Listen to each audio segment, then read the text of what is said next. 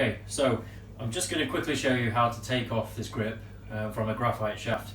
First thing is I don't know if you can see here, this has actually got some sort of tracker in it. I think it's an arcos system. So I'm going to unscrew that. If you can get a close up of this one. So unscrew that from the butt of the grip.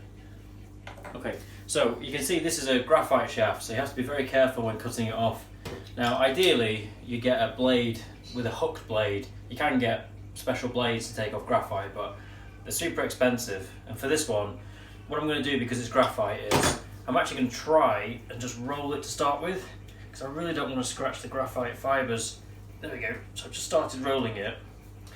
Okay, and then what I'm going to do now is, obviously the first thing is you really want to get a brand new blade on this. So this is literally a brand new blade, and I'm just going to literally start nicking. I don't know if you can see in here, I'm just literally nicking the rubber on the grip, and you can see how it's splitting.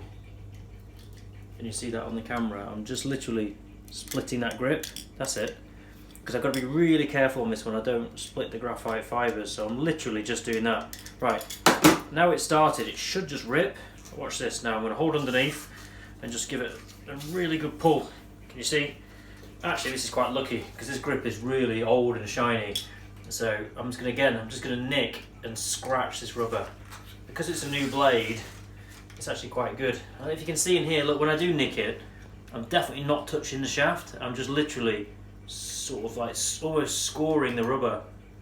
And if you can see that properly on the camera, I'm literally just scratching / scoring this rubber.